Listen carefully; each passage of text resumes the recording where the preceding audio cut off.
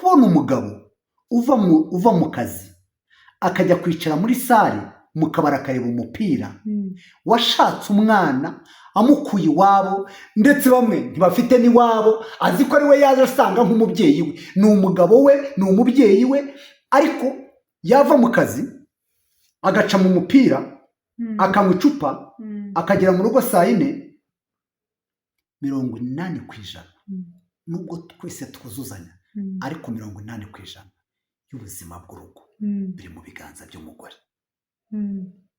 Kuko umugore w'umutima abasha kujera ubugoryi bw'umugabo, birakunda, ariko umugabo kujera ubupfapfa bw'umugore ntabwo ari ikintu cyoroshye. Ukomeje kuncanga uti nkunda bankunda kandi abashakana umwete bazambona. So tuzayibona gute? Urukundo rw'Imana ruri selective, ikunda abayikunda. Yego, hanyuma ikunda abantu bose, ngewe ikantegeka gukunda n'umwanzi wawe. yaremwe twifitiye imiryango yacu iri prive, Imana itagizemo uruhare. Umuryango ni projet y'Imana, niyo yavuze ngo si byiza ko uyu muntu aba wenyine, reka tumuremere umufasha. Yari ifite umwuka uhagije wo kurema abantu benshi, ariko yaremye umugabo imukuramo umugore. Bibiliya iravuga ngo kugira ngo babyare, ngo urubyaro rwabo ruzajye uruhererekane rwo kubaha Imana.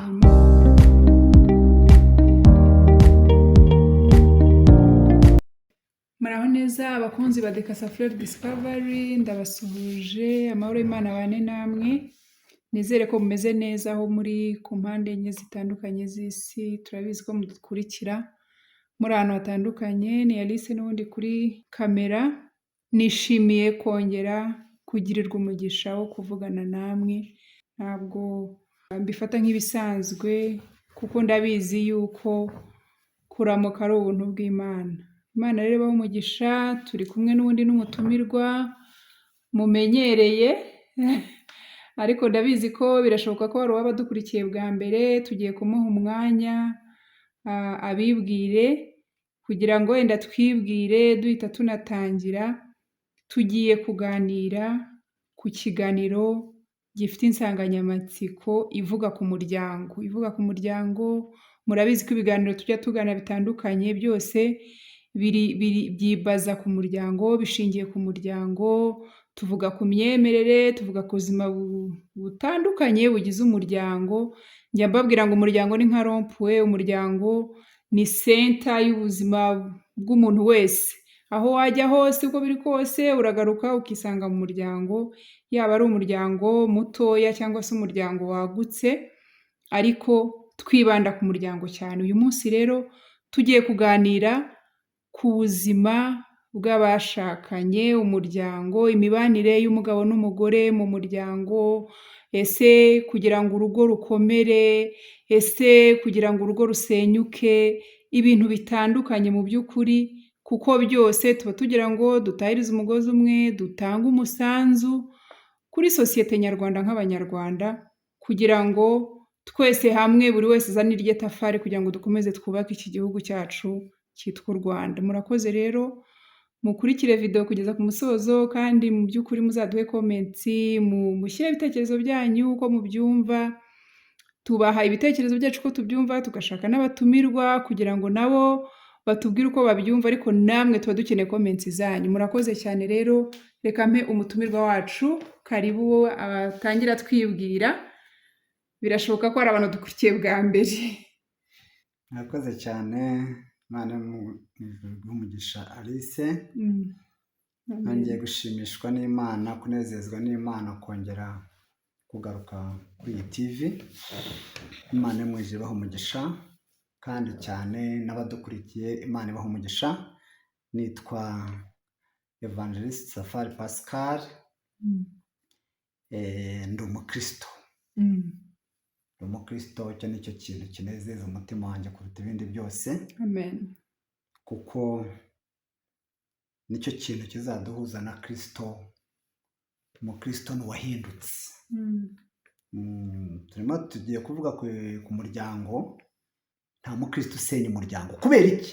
Kuko Kristo ari we fondasiyo y'umuryango. Uwiteka iyo atubatse umwubatsi yubakira ubusa. Rero umuntu wahuye na Kristo, umukobwa umuhungu bagashakana, urwo rugo ntabwo uzarwumvamo gatanya. Rero umuryango mbere na mbere, umuryango ni poroje y'Imana. Icyo tukimenye, umuryango ni poroje y'Imana. Niyo yavuze ngo si byiza ko uyu muntu aba wenyine, reka tumuremere umufasha. Bibiliya iravuga muri Maraki ibice 2 umurongo wa 15, aho aravuga ngo yari ifite umwuka uhagije wo kurema abantu benshi, ariko yaremye umugabo imukuramo umugore. Bibiliya iravuga ngo kugira ngo babyare, ngo urubyaro rwabo ruzajye uruhererekane rwo kubaha Imana. So kuvuga ngo ahantu hambere urukundo rw'Imana, Imana igaragarira ni mu muryango. Kuko Bibiliya iravuga ngo irema umuntu mu ishusho yayo, ngo umugore n'umugabo niko yabaremye. Umugore n'umugabo ni ishusho y'Imana. Naha mu rugo, mu muryango, ni ahantu Imana igaragariza urukundo rwayo. Icyambere tumenye ko umuryango ari poroje y'Imana. Ibibazo byinshi rero abantu dufite, twifitiye imiryango yacu iri purive, Imana itagizemo uruhare. None se urwo rukundo Imana yagaragarije umuntu mu muryango yarugaragaje ku bantu bamwe gusa, kuko umuntu wese yaremwe n'Imana. Na bya bisambo byabambamwe na Kristo, cya kindi harya ni icyari icyamututse n'icy'ibumoso, nacyo niyo yakiremye. So rero urwo rukundo rurajonjora, n'irari n'amarangamutima biratandukanye. ndavuga urukundo rw'Imana, irugaragariza umuntu, nta butoni, kuko bose niyo yabaremye, nta butoni. Bibiliya iravuga ngo urugo n'amatungo n'ubutunzi muri make umuntu abihabwa n'ababyeyi. Ariko umugore mwiza, umugabo mwiza, umuntu amuhabwa n'Uwiteka. Uwiteka ninde? Aho uwo muntu ninde? ni umuntu yaremye, n'ubana nawe. Abankunda, abashakana umwete nibo bazambona. None se Imana tuyibona hehe? Ntabwo tuzahura nayo mu nzira, tuyibona mu mirimo yayo ku buzima bwacu. Tubona imirimo y'Imana mu buzima bwacu, mu mibereho yacu, mu bikorwa byacu, niho tubona Imana. Rero bwa buzima bw'idini ukomeje kuncanga, uti nkunda abankunda, kandi abashakana umwete bazambona. So tuzayibona gute? Urukundo rw'Imana ruri selective, ikunda abayikunda. Yego, hanyuma ikunda abantu bose, ngewe ikantegeka gukunda n'umwanzi wanjye. Yaremwe cyane.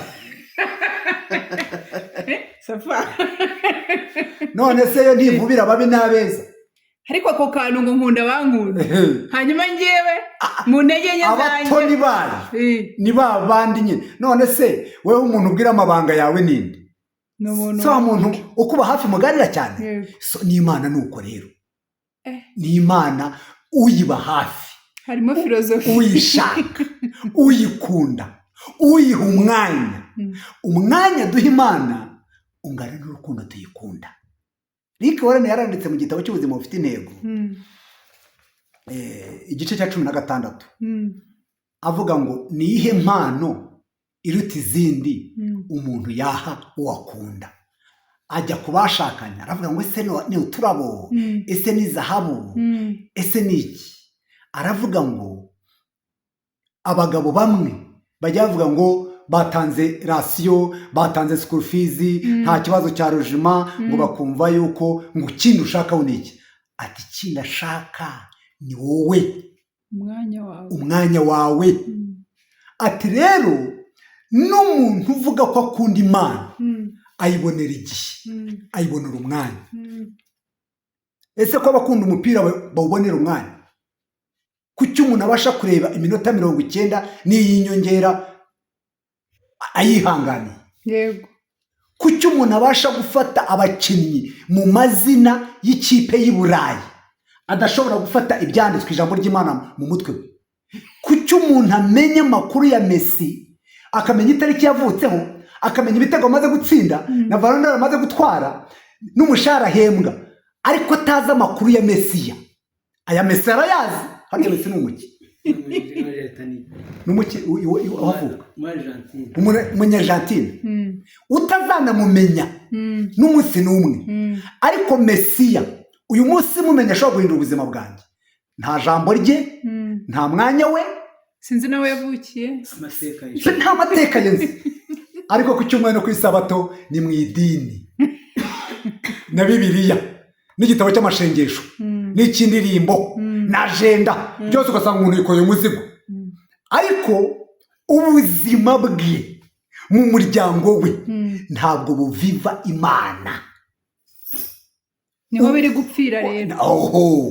So ni bwa burozi twariye mu idini rikatubeshya rikadutera ibinya yuko turi abakristo, ariko mu by'ukuri ubuzima bw'ubukristo ntabwo bugaragara mu rusengero.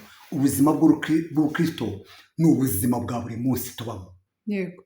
Ni mu muryango wanjye, niba umugore wanjye, niba abana banjye batazi ubukristo bwanjye, mu by'ukuri ninde ubuzi?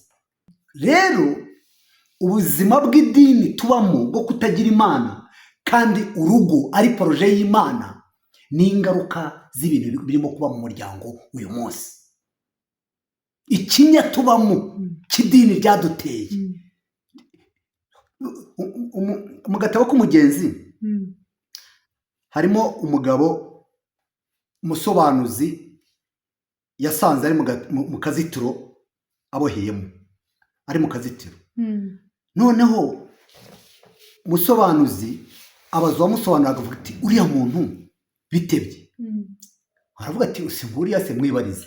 Aramuga ati yewe haturute, ati nduko ntarindi kera warute. Ngo kera nari nzi ko ndi umukristo, ndetse n'abandi niko bari babizi, ngo ariko nasanze naribeshye. So abantu rero imitima yagiye babeshya ko ari abakristo, n'idini rikabeshya ko ari abakristo, ariko disi baribeshye. Ariko ubukristo ni igiti cyera imbuto, umuntu agasoroma akarya. Yesu yaravuze ngo ndi umuzabibu, namwe muri amashami, ishami ryose ritera. Ariko mu by'ukuri ubuzima bw'abagore n'abagabo tuba mu idini ni ubuzima bugaragaza ko dufite Imana mu miryango yacu. Ni ubuzima umwana wanjye azanyigiraho. Umukobwa wanjye w'imfura nzajya nkunda gutanga urugero, yambaje inshuro zirenze 2, arambwira ngo ariko dadi ngo ugira icyaha. Neje gutekereza ijambo rikomeye cyane. Umukobwa wanjye Imana yo mu ijuru izamurinde, ashobora kuzatekereza ko abagabo bose bameze nka dadi.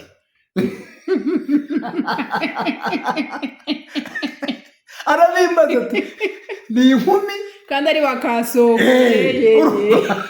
Ugira icyaha, urumva?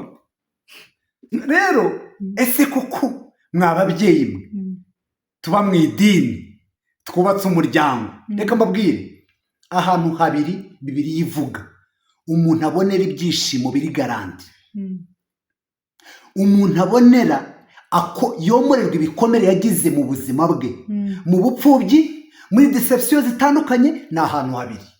Tangiro 24 umurongo wa 37. Ndashaka kuvuga ahantu umuntu aruhukira umuruho yaruhiye hanze.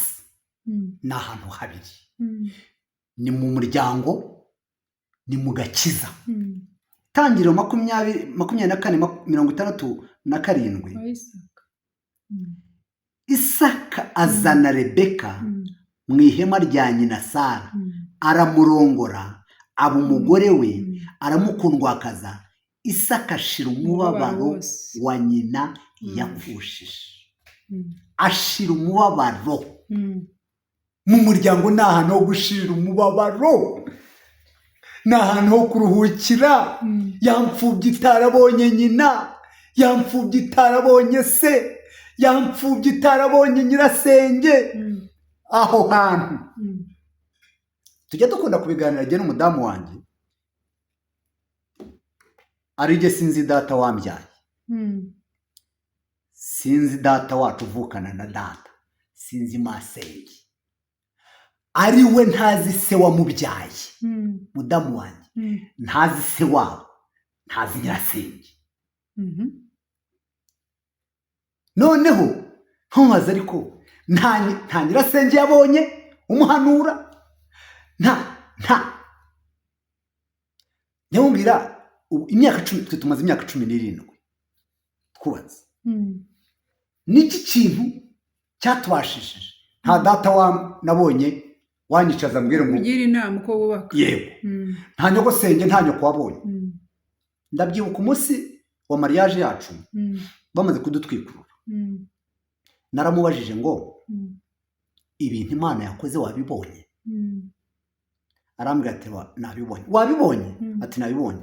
Ndamubaza hari data wari uhari? Ati ntawe. Hari mama? Ati ntawe. Hari data wacu? Ati ntawe. Hari masenge? Ati ntawe. Hari nyoko? Ati ntawe. Hari so? Ati ntawe. Hari nyogosenge? Ati ntawe. Ndamubwira nti ibyo twabonye ni imirimo y'Imana, imitima yacu izirinde ntizibagirwe ibyo twarebesheje amaso yacu. Bamaze kudutwikura bagiye, niko namubajije. Dupfukama imbere y'igitanda, dufatana amaboko, tubwira Imana ngo Mana uzarinde imitima yacu kwibagirwa ibyo twarebesheje amaso yacu.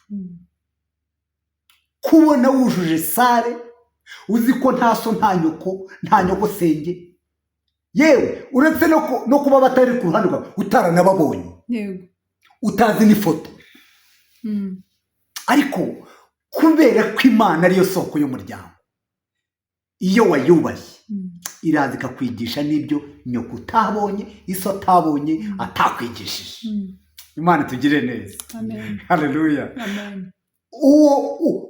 Umuryango Imana ikawuturamo, ikagaragarizamo urukundo rwayo, umuntu akaruhuka, ajya no muri fiançailles yanyitaga papa.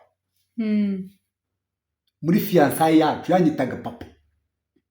Ibintu bya sheri yajyaga yitaba ahantu yabaga bakaseka bagatembagara.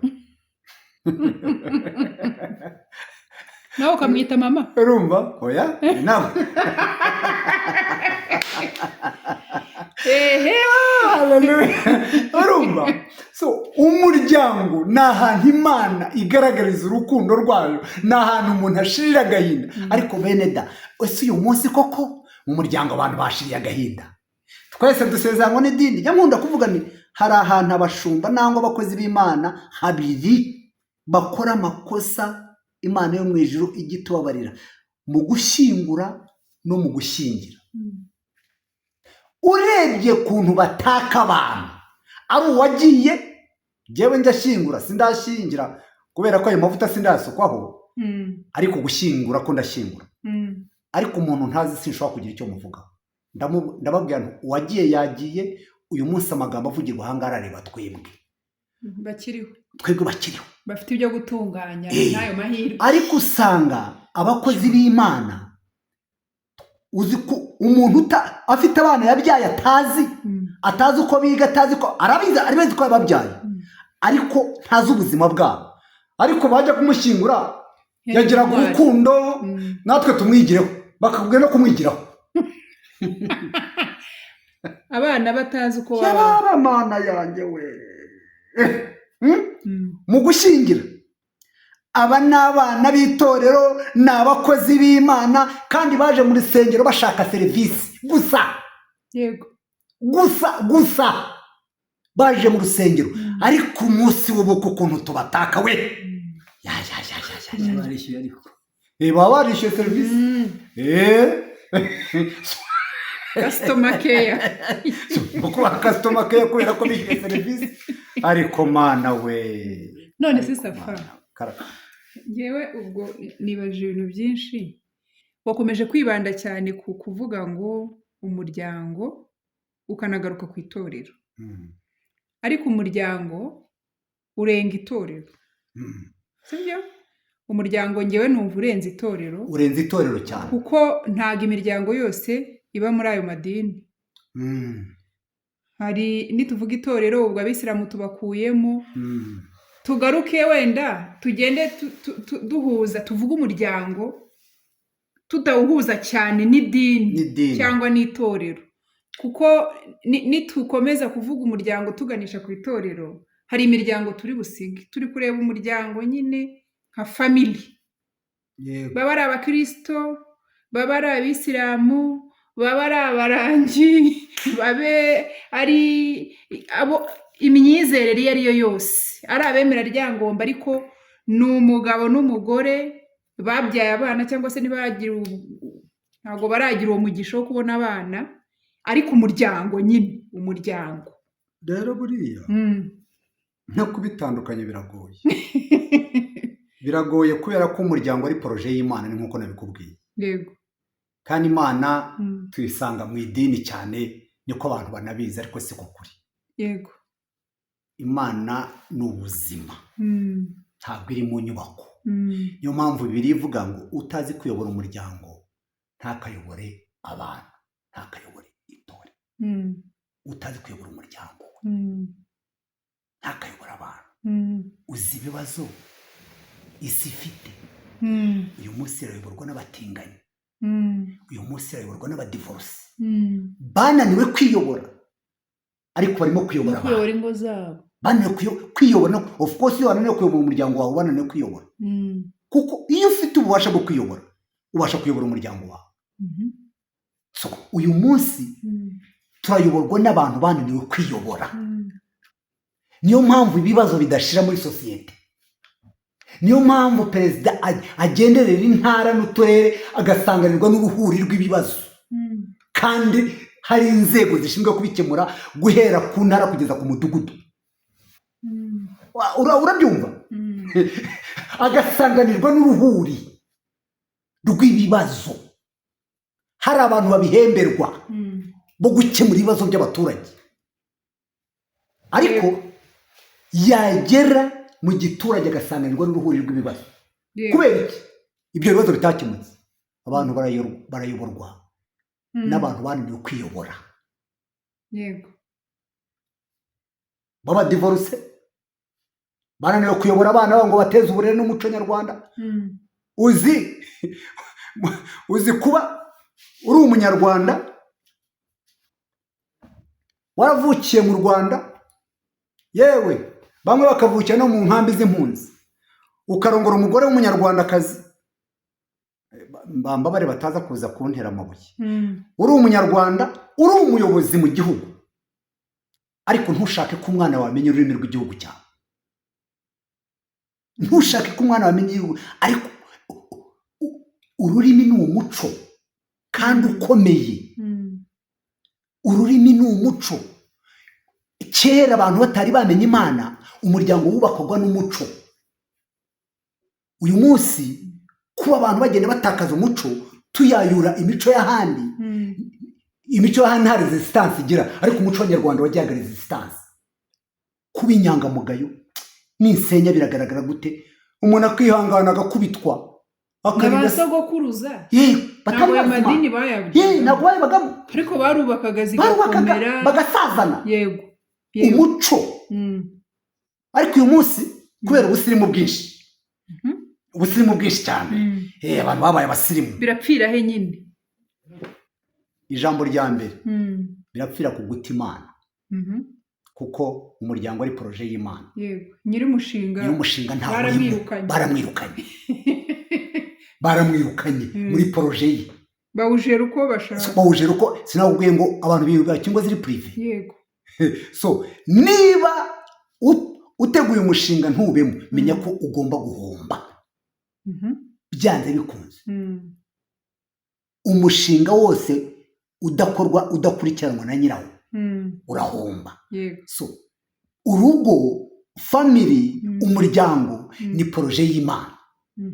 Niyo yavuze ngo turemo umuntu mu ishusho yacu, asena umugore n'umugabo, niko yabaremye. Ibarema ari ishusho yayo, ibarema ari urukundo rw'Imana, urukundo rwayo rugomba kugaragarira. Irabahuza ngo babyare, ngo kugira ngo bakomokeho n'urubyaro rwubaha Imana. Urwo ruhererekane rwo kubaha Imana ntuzacike. Ariko uyu munsi birababaje. Murakoze. Abantu twimuye Imana muri proje yayo nizo ngaruka dufite. Murakoze cyane. Murakoze cyane kandi Imana igumugisha ku nyigisho duhaye. Ariko noneho hari ingo tuzi zimeze neza kandi bene zo batazi Imana. Yego. Hari aho bavuze ngo umuntu ananiwe urugo kuyobora urugo rwe akaba umudivorce, ntakwiye no kugira abandi bantu ayobora.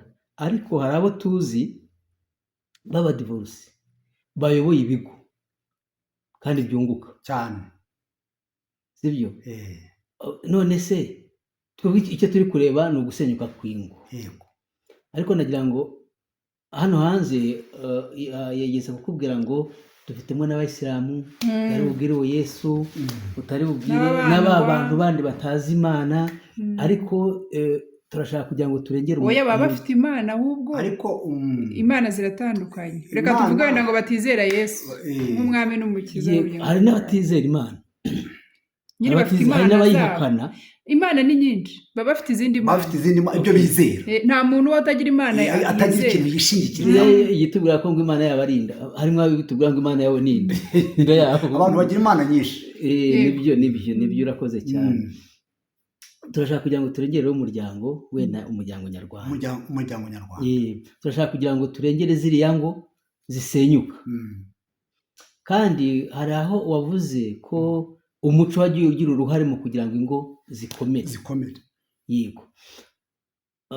Izi ngo zitubaha Imana, zitazi Imana y'ukuri, mbese zitubaha Yesu, zitamwemera. Ariko nazo ni ku mugani w'abandi ngo nabo ni abacu, ngo uwo musinzi ni uwacu, nubwo ari umusinzi ni uwacu. Nazo ni ingo.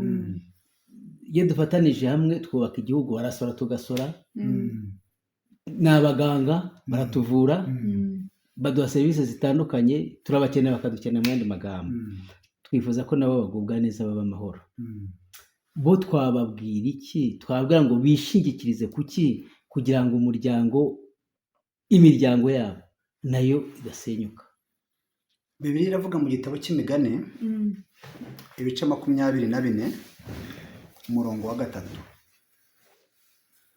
haravuga ngo urugo rwubakwa n'ubwenge rugakomezwa no kujijuka. Uko byagenda kose, nibyo twavuze ukuntu ba sogokuruza batari bazi Imana ariko bakubaka ingo zigukomeye. Uko byagenda kose ntabwo hatandukanye umuryango n'Imana, kuko twavuze ko umuryango ari proje y'Imana. Muri icyo gice aravuga ngo urugo rwubakwa n'ubwenge rugakomezwa no kujijuka. Ubwenge ni iki? Bibiliya avuga ngo ubwenge ni ukubaha Imana. Kujijuka ni iki? Ni ukuva mu byaha. Ni ukuvuga ngo niki gisenya ingo nyinshi? Zubakiye kutubaha Imana, zubakiye ku byaha. Kwera kw'Imana n'icyubahiro cy'Imana nta kiri mu ngo. Ni ikinyoma, ni ugucengana, ni ugukatana, ibintu nk'ibyo ngibyo. Konti umugore imwe hari izo mfite umugore atazi, umugore hari izo afite umugabo atazi, utuntu nk'utwo ngutwo. Nigeze kuba mbwiriza ahantu, noneho mbwiriza ku kintu cyitwa gusaba imbabazi. Ivuga butumwa njya nkora ryo mu modoka. Umugabo umwe aravuga ati ntago nasaba umugabo imbabazi cyetse yambonye. Urumva? Cyetse mubonye akora icyo kintu. Ariko mu by'ukuri abantu duhura twararerewe ahantu hatandukanye, mu mico itandukanye, yenda kuko igihugu cyacu dore ko kubera amateka yacyo abantu bagiye bavana mu bihugu bitandukanye, twagiye turaruza imico itandukanye. So ngahura n'umuntu warerewe mu gihugu kimwe n'undi yarerewe mu kindi. Ariko iyo muhuye, icyiza cy'ubukristo aho tudashobora no gutandukanya Imana n'umuryango, nuko ijambo rya mbere twigishwa ni uguca bugufi, ni ugusaba imbabazi. Ni uguca bugufi, gusaba imbabazi. Niba uhuye n'umuntu, mfite utuntu twanjye, mfite uko nakuze, nituganire tubwizanye ukuri. Dore uko nabayeho ABCD, rero tugiye kubana. Hari ibyo wabayemo, hari ibyo nakoraga, hari ibyo nkunda, hari n'ibyo nanga, mukabwirana ibyo ukunda n'ibyo wanga. Tugiye kurema umuryango kandi turashaka urubyaro rwacu ruzaba urubyaro rwubaha Imana. Iyo Mana bazayubaha kubera ko bayidusanganye. Njya nkunda kubwira umudamu wanjye nkamubwira ngo aba bana ijambo rya mbere ni ab'Imana. Imana itabatanze igihugu nticyababona, kuko abana ari umwanda uturuka ku Uwiteka. Ijambo rya kabiri ni abana b'igihugu. Bivuga iki? Ni twebwe tuzabigisha Imana badusanganye. Icya kabiri nitwe tuzabigisha indangagaciro z'ubunyarwanda. Nitutabikora Imana izabitubaza, nitutabikora igihugu kizabitubaza. Ni ukuvuga ngo ubuzima bwacu bwo tubanyemo n'Imana nibwo tugaburira abana bacu. Ubuzima bwacu twubahamo umuco, twubahamo indangagaciro za kinyarwanda, twubahamo, nibwo abana, niba tubyuka tugasuhuzanya, umwana akaba azi ko agomba kubyuka agasuhuza, uwo muco azawukurana. Niba azi ko agomba guca ku muntu akamusuhuza, niba azi ko agomba kwinjira muri bisi agahagurukira umuntu mukuru, ni uko yabibwiwe. Byo nababwiraga ni uko yabibwiwe. Umwana agomba guhagurukira umuntu mukuru. Niyo abantu binjiye, abashyitsi baje muri salo, abana barahaguruka, abashyitsi bajya. Uwo ni umuco batojwe. So rero uyu munsi n'aba bandi tuvuga ngo ntibafite amadini basengeramo, bafite umuco, byabafasha bakubaka umuryango, nubwo iherezo ry'ubuzima ntacyo bizabamarira. Urakoze cyane Sifa. Muri make icyo nkuyemo ni uko abantu badafite Imana ishobora byose, Imana rurema, apana ryangombe cyangwa izindi, nta kintu bariho. Ntacyo, bubatse ku mucanga. Bubatse ku mucanga. Dushobora kwenda tubona bikomeye, hari ukuntu bimeze uyu munsi, ariko ntabwo birambye nyine, kuko inzu yubatse ku musenyi nyine, iyo umuyaga uhushye urayitembana, imvura ikagwa, birajyana. Ariko abaye nk'usoza avuga ko niba udafite Imana ngo uwo ari we wishingikirizaho iziyobore poroje yatangije, byibuze wishingikirize ku muco wacu w'Abanyarwanda. Nabajije umuntu utazi Imana twamugiriye inama byibuze. Konkiriziyo rero kuri icyo kibazo numvise ko niba kubaha Imana kumenya Imana kutari muri wowe, byibuze fokasinga ku muco, za ndangagaciro na kirazira za kinyarwanda, nazo zirubaka. Kuko habamo no kwihangana, habamo kubika ibanga ry'urugo. Ariko ujya ubona ukuntu abagore n'abagabo babyaranye basenyana kuri social media. Kuko uratekereza cya kintu, ni ibintu biteye ubwoba. Hariya nta muco, nta bukristo. Ni ukuvuga ngo usigare umuntu kibaza, uyu muntu si umunyarwanda. Kuba umunyarwanda si ukuvuga ururimi rw'ikinyarwanda.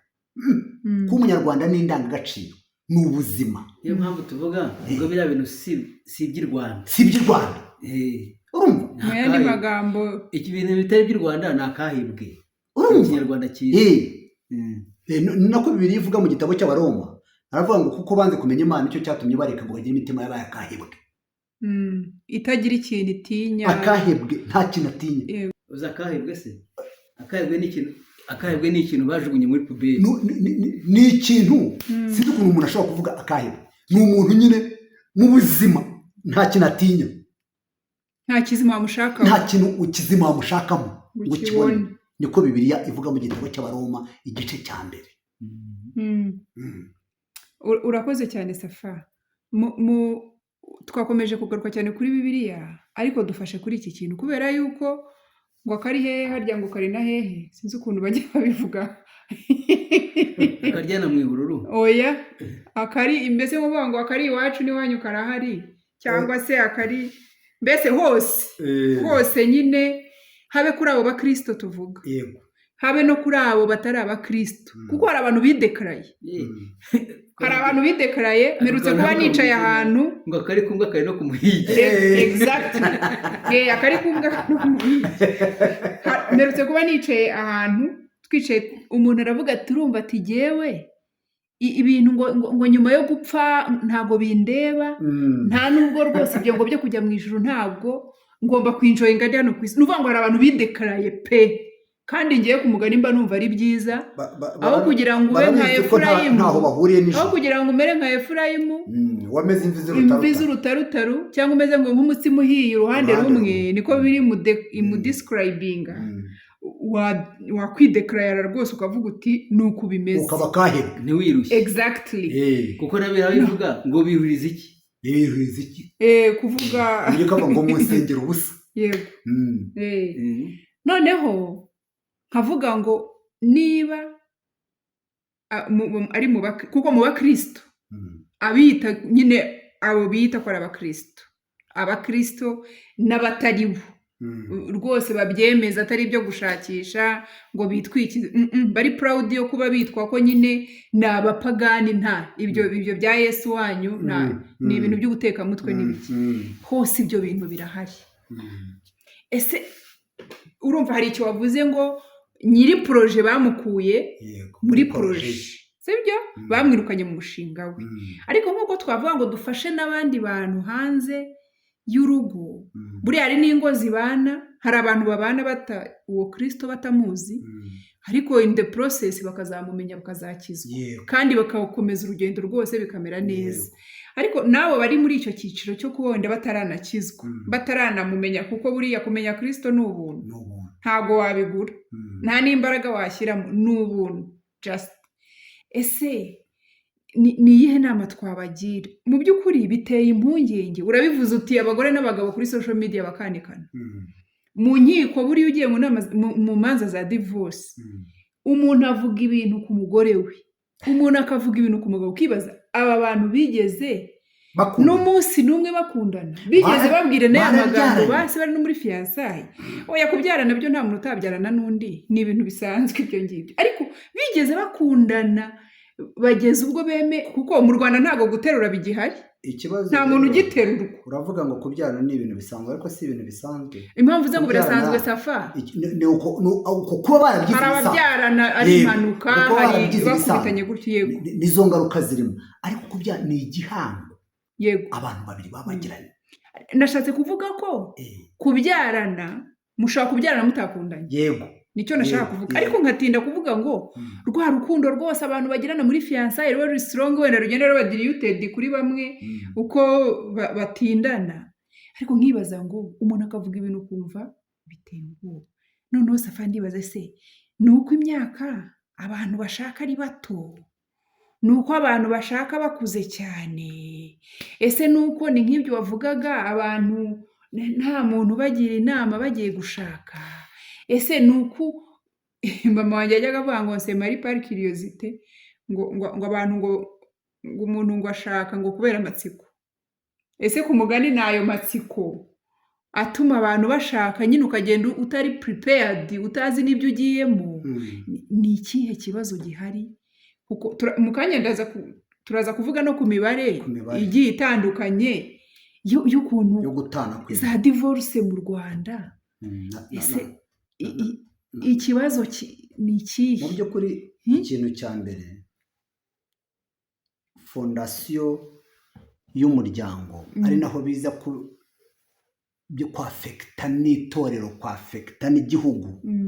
Abantu ntibumvira amategeko y'igihugu, abantu byose fondasiyo yabyo ni mu muryango. Umwana mwiza wakuriye mu muryango mwiza aba umukristo mwiza, aba umunyarwanda mwiza. Urumva, ni ukuvuga ngo umuryango ni pipiniyeri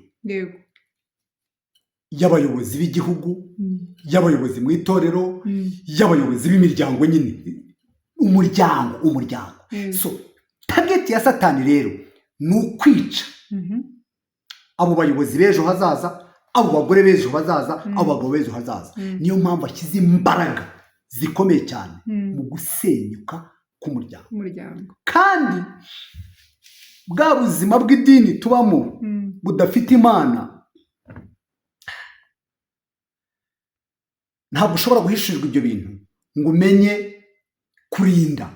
Ko uyu munsi niba ndi ku Alice nkuzi nk'umudamu wanjye tukaba tubyaranye abana bangahe uyu munsi Alice ukambwira ijambo ntigeze nkumvana mu buzima bwanjye nkakubwira ijambo utigeze nkumvana ugomba kuba atansiyo uyu muntu ntabwo ari Yesu yabwiye Petero aramubwira ngo mva inyuma Satani ari Petero we yabwiye ngo kuri wowe nzahubaka itorero ariko avuga amagambo atazanyeganyeza urumva ariko Petero avuga ijambo Yesu ati mva inyuma Satani ugomba kumva niba uyu munsi hari ikintu uwo mubana akubwiye agukoreye utazi vuga ati ngomba kuba atansiyo uyu ntabwo ari umugore wanjye asanzwe nzi uyu ntabwo ari umugabo wanjye yinjiriwe kimukoresheje yinjiriwe noneho hagati aho ngaho ntabwo ari we wataka imbaraga zamukoresheje ntabwo umushyiraho urubanza rwose ngo akubwiye nabi kuko iyo nabi ntuyimuziho ahubwo uhita urwanya ukaba uzi ko ari umwuka wa mwuka wa divorce ufata ingo 1311 mu mwaka umwe ukurikiyeho bikaba 8941 watege mwumvi iyo difference umwaka umwe 1311 2018 2019 bikaba 8941 mwumvi icyo kintu noneho ngo utekereze uwo muvuduko ube maso ni ukuvuga ngo urugo ni igihugu kigira ingabo zikirinda kigira inzego z'umutekano ni igihugu ndetse gikomeye umuntu abasha kubyara ibindi byo bavugaga ngo hari abadivorusa bakayobora inganda bakayobora amakampani bakayobora ibintu bitandukanye kandi bikunguka kuyobora barabyiga ariko mu mashuri rwose barabyiga ariko nta shuri ryigisha kubaka nta na rimwe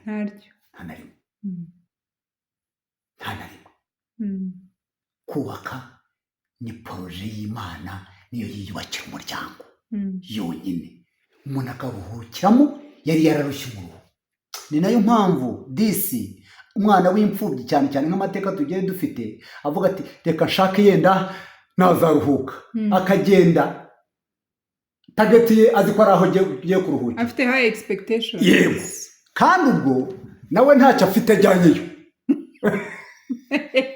nibikomere gusa noneho akagenda azi ngo asanze dogiteri yego akagenda azi ngo asanze dogiteri agahura n'umufundi kajanjagura njya nkunda kuganira n'urubyiruko nkababwira ngo wabasha gutura muri karitsiye ikakubera ngo ukayimukamo nubwo yaba ari n'inzu yawe uyivamo ukajya gukodesha iyindi iyawe ukayikodesha wabasha kujya mu kazi uyu munsi wabona kandi ukakavamo ariko iyo ugiye mu rugo jya umenya ijambo rivuga ngo akaramata ntabwo ari ugupfa reka mpfe kurongora noneho abo uyu munsi we aravuga ngo ngiye kwitega igisasu njya mbabwira ngo cyitege kizaguturikana niko kurongora no kwitega igisasu kwishyiraho cash power njya mbabwira ngo cyitege rwose kizaguturikana Safa wari uvuze ku mibare ariko hari imibare iri of recent rwose mu kwezi gushize je nari bivuze 2018 na 19 oya noneho hari iyavuba ngira ngo hari ubwo nkurikije iyo ngiye uvuze 8,941 ndumva cyaragabanutse ariko still n'ubundi nabyo ni ikibazo erega niyo urugo rumwe rwasenyuka kiba ari igihombo gikomeye ku gihugu ntimurebe umugore n'umugabo batandukanye reba urubyaro rwabo reba iyo sheni izabakomoka yego mu kwezi gushize kwa 12 umwaka ushize hari inama yabereye hano i Kigali National Trauma Symposium hanyuma umuvugizi wa Minisiteri y'Ubutabera akoramo presentation avuga ku kibazo kijyanye n'ingo urumva byari ibintu byarebaga nyine ku bintu bya trauma ibintu nyine bya mental health by'ubuzima bwo mu mutwe muri rusange aravuga ngo mu mezi 6 ubwo ni nka muri mu kwa 6 kugeza mu kwa 12 2024 aravuga ngo ingo imiryango 2886 byatanze ibirego bya divorce mu mezi 6 noneho agerageza kubicagagura aravuga ati ubwo iyo mibare ingana na divorce 481 buri kwezi hanyuma 16 imiryango 16 ku munsi nuvuga ngo bivuze mu mezi 6 ashyize mu kwezi ashyize ku munsi buri munsi ngo 16 zirasenyuka ariko twibuke ngo izi iyo tuvuze divorce ni ba bantu basezeranye mu mategeko yego noneho ukubiteho na za zindi zaba bandi bibanira kuri zidasezeranye za zindi zikocorana za zindi zitarajya mu nkiko umwe yahagutse ni mariage koco reka na koco n'abasezeranye stress ziba stress agahaguruka gatuma umugore akagenda oya yego bataragiye gusaba divorce bataragiye gusaba izo ntago ministeri zizi ntago zizi ba bandi babana mu nzu umwe afite icyumba cy'undi afite ikindi yego divorce ziri kashe zihishe nyine ntago ziri muri iyi mibare ariko zitari muri iriya mibare kandi nizo nyinshi tubyemeranye ndibuka negeze kujyana abana kujya mu nama y'abana ku ishuri ba maternelle na primaire abana bigaga la colombiere noneho umuyobozi w'ikigo aradusaba ngo mwababyeyi ntitubabujije gukimbirana gukimbirana mu rugo nyine mu by'amakimbirane ariko mudufashe mukimbirane mu ibanga abana bo kubimenya kuko biri kubagiraho ingaruka n'ubundi abana nibo bishyura byose ntabwo byakunda nyine yabasabye igikomeye ubundi yakabasabye kudakimbira ariko kuko azi ko abantu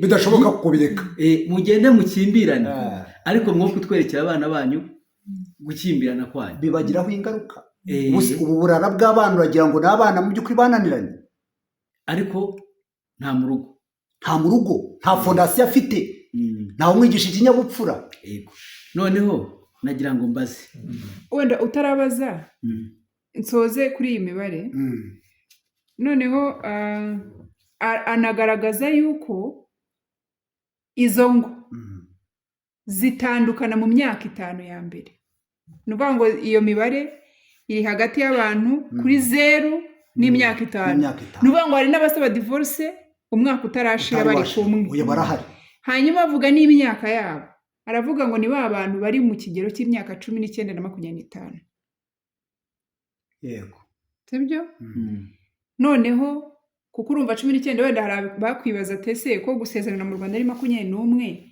ariko mwibuke ko abantu bafite imyaka 18 bashobora gusaba Minisiteri y'Ubutabera igatanga nyine special icyo bita dispense d'âge bakaba basaba yego basezerana noneho iyi mibare mu by'ukuri iteye impungenge bikaze cyane kandi buriyo tuvuze ngo za ngo zitasezeranye ziri ba bantu nyine bibaniye gutyo kuri arrangement ntiziri muri iyi mibare mu by'ukuri usanga ziriya ngo zifite n'abana benshi cyane zifite abana benshi kuko usanga umugabo afite umugore igikondo bibaniye gutyo yajya na Karuruma nawe akaba afite undi niba wenda akora akazi ko kumuvinga yahujya Nyamirambo naho ugasanga afite undi nako afite abana gutyo ugasanga mu by'ukuri noneho nkibaza Safa ese ndebye iyi myaka yabo reka mvuge ko ari batoya mu myaka hagati y'imyaka 19 na 25 ese kuba bitabibananira ubundi inshingano z'umudamu wakomeje kuvuga utese ubundi ugiyeyo ujyanye iki muri urwo rugo uri expectinga byinshi ariko wowe ujyanye iki kuko mu rugo nasanze ari mpanguhe ntago ari uruhande rumwe gusa rugomba gutanga ni impande zombi ese aho ntago aba bantu baba batazi inshingano wenda unatwibutse ubundi wakomeje kugaruka cyane kuri Bibiliya wenda nko kuba Kristo reka tuvuge kuba Kristo inshingano ubundi z'umudamu ni izihe tugende kuri Bibiliya inshingano z'umugabo ni izihe tugendeye kuri Bibiliya. icya mbere na mbere umuntu yubaka uko yubakitse. So ikibazo gikomeye cyane, abantu bajya kubaka bo nta kintu bubakiyeho. Reka tubwire ababyeyi, umukobwa wawe, umuhungu wawe, umwana wawe azubaka uko wamwubatse, azubaka uko azajyana ibyo wamuhaye. Rero kuvuga ngo umuntu yananiwe kubaka, we yubatse ate? Rero Bibiliya iba specific ikavuga ngo umugabo, abagore buriya atari abapfapfa, abagore Bibiliya bita abapfapfa, abagabo ikabita ibigoryi. Na bari ikigoryi na bari izina ryo. Bibiliya nayo umugore utari umupfapfa ni ukuri, urukundo ruri automatique kuri uwo mugore. ruvuye he? Umugore utari umupfapfa nyine ubwo uvuge ngo yubaha Imana. Ntabwo atanirwa kubaha umugabo, kuko Bibiliya iravuga ngo ubutoni burashukana, ngo kandi uburanga bwiza ni ubusa. Ngo ariko umugore wubaha Uwiteka niwe uzashimwa. Ashimwa nande se? Wa mbere n'umugabo. Urumva? Umugore wubaha Uwiteka niwe uzashimwa. Kandi ubutoni burashukana kandi burabashutse yewe. Ubutoni ubwo ni ukuvuga ubutoni burashukana kandi uburanga bwiza ni ubusa. Kuba umugabo nyine mutonesha se byaba ari byiza, hari uko bisa. Gutoneshwa n'umugabo.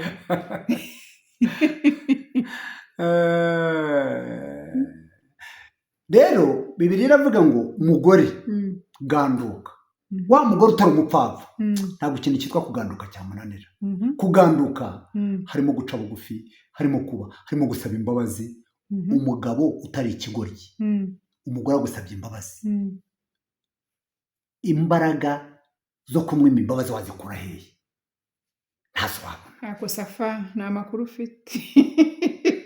Hari ba Goliyati. Ni ikigoryi nyine, ni ikigoryi nyine. Hari ba Goliyati. Ariko ubwo turimo turavuga ntamuye igice cya mbere. Turimo turavuga umuryango wubaha Imana.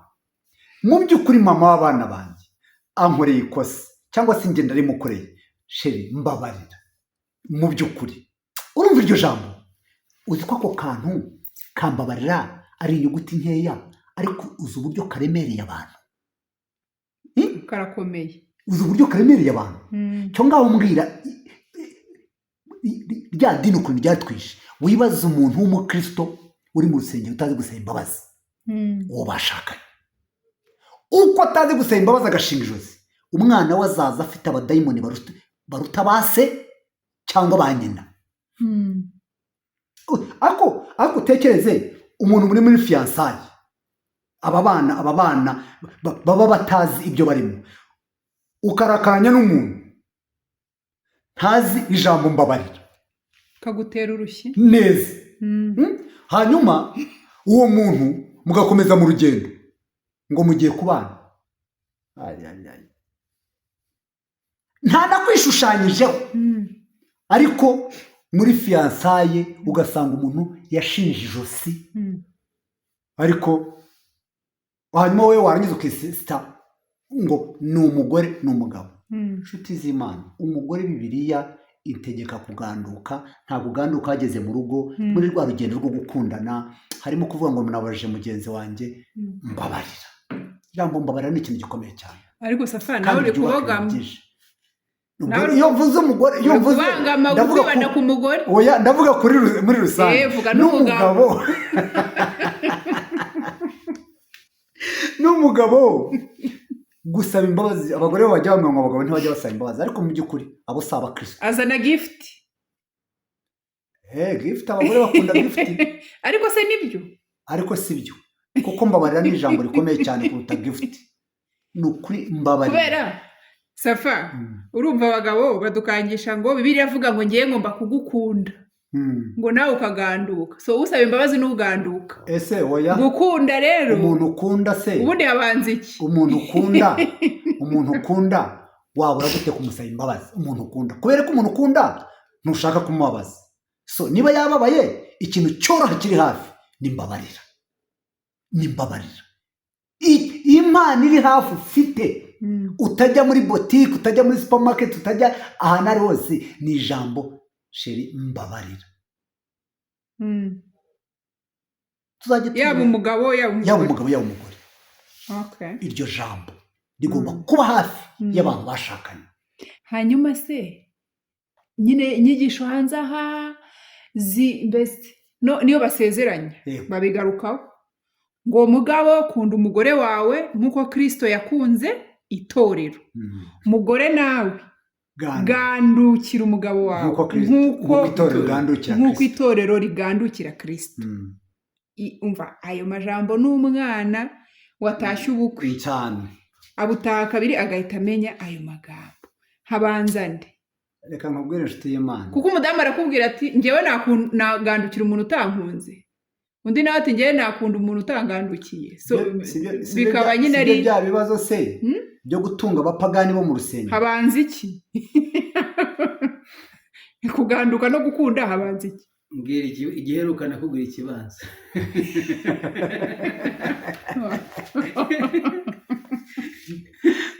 Niko urugo ni rompuwe.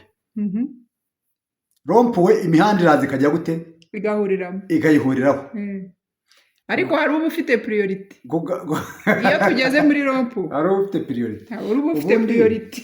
Ubundi mu by'ukuri abanyarwanda baravuga ngo kurusha umugore akurusha urugo. Ntabwo bavuze kurusha diplome, ntabwo bavuze kurusha amazu meza. Naratangaye, umuntu aba afite etaje 1, 2, 3, iyo atari yarongora mu maje ngo arubatse aravuga ngo oya. Kandi afite amazu aganga. Umva agaciro k'umugore. Kandi ukodesha we akaba yarubatse. Habuze ko ari byo. Warubatse ntabwo ndubaka, kandi afite ama etaje. Undi wibera mu kibyondo narubatse muri Dobari. Yubatse afite umugore umwe n'abana batatu. Urumva? Interesting. Atagira n'ikibanza. Urumva atagira n'ikibanza. Ariko arubatse. Ukurusha umugore akurusha urugo. 80%. Nubwo twese twuzuzanya, ariko 80% y'ubuzima bw'urugo biri mu biganza by'umugore. Kuko umugore w'umutima abasha kujera ubugoryi bw'umugabo, birakunda.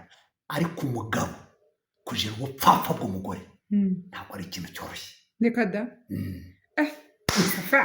Kandi gasubiremo neza.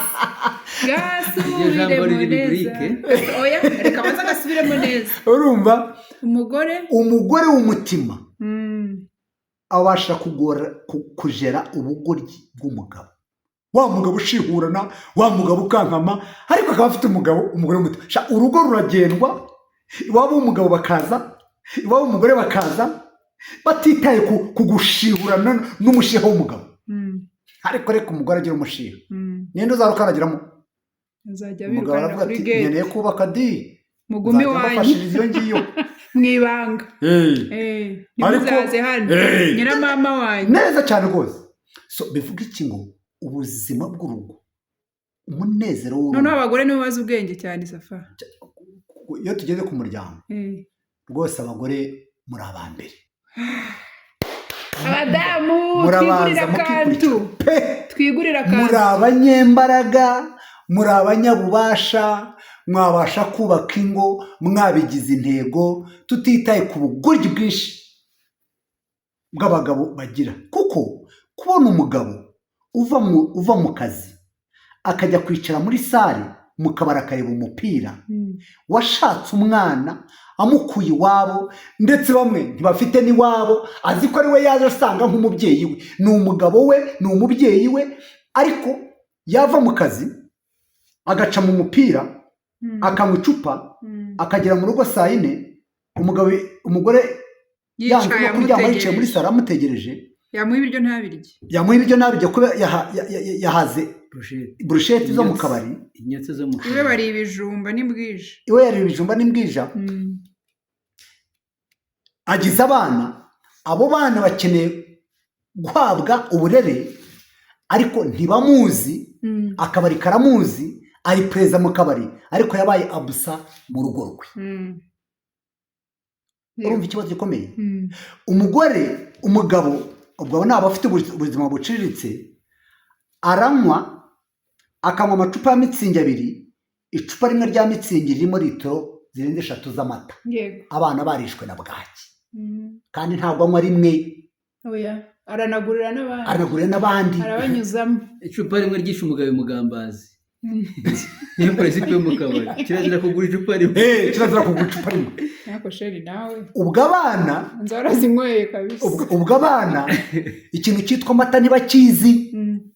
Isaza imitsingi. Uwo ni umugabo rero, ntabwo ari umubyeyi. Umuryango ukeneye ababyeyi. Abagore n'abagabo barahari benshi, ariko ababyeyi, abagore bagabo, reka tuba ababyeyi. Aba bana bazakura ibyo bintu twabagaburiye bose, hanyuma bazabijyana iwabo nabo bubaka izabo. Ariko mumenye ko benshi bubaka nk'uko base bubatse, ba nyina bubatse. Mujye mubimenya, uko mwubatse niko abana banyu bazubaka. Harakoze Safari, warumubajije ikibazo cyiza, aragishubije rwose mu buryo bwiza, ndetse arakidetaya cyane. Ikibazo rero warumubajije ngo ese habanze kuganduka cyangwa gukunda, kugira ngo dukundwe, cyangwa se tubanze gukunda kugira ngo tubone kuganduka. Ngiyewe mu magambo magufi ukuntu nagisubiza, nakubwira ngo kuri ibyawe. Mugabo kunda umugore wawe, wagandukirwa utagandukirwa, kora ibyo utegekwa gukora, ibyo utegekwa n'ijambo ry'Imana. Nari nibagiye ko basubiza wa mugani. Noneho nawe wa mugore we, wakundwa utakundwa, izo nshingano ni iza mugenzi wawe, si izawe. We kora izawe, buri wese ahagarare mu izamu rye cyane.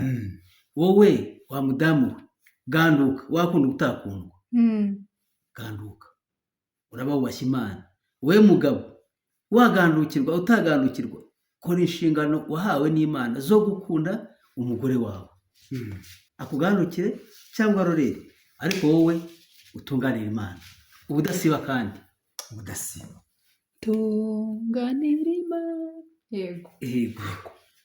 Uhora uyisenga kandi yumvira. Ni ukuvuga ngo umuntu wumva Imana, kumvira umugabo biroroshye, kumvira umugore biroroshye. Yego. Ariko Safa, oya, kora inshingano zawe. Hari abantu iki? Ntabwo Imana izakubaza. Hari abantu iki? Muri korari baruyobora ni abanyedini. Okay. Imana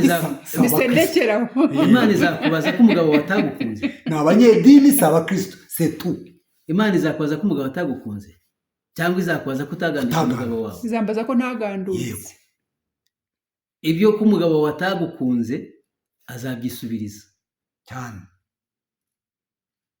Ahako namwe mwihuse mugiye nyine ibyo mu ijuru kandi turi mu isi. Urugo ni umushinga w'Imana. Imana izakubaza mbere yuko imbaza. Urugo ni umushinga w'Imana, ntabwo twatandukanya urugo n'Imana. Byananiranye rwose. Mbese byananiranye byo kabisa. Ndashaka kugira ngo dufashe abantu. Ndashaka kugira ngo dufashe abantu mu buryo bubiri. Hari abantu bagiye kubaka ingo, ndagira ngo tugire bagaje tubaha.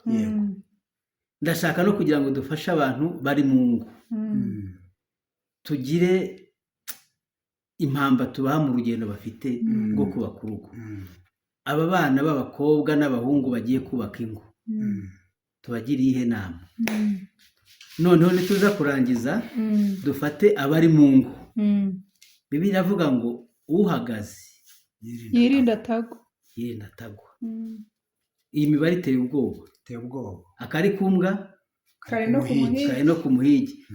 Ngo mu Kinyarwanda haca umugani ngo uyu muturanyi wawe inkoni ikubise mu cyeba uyirenza urugo.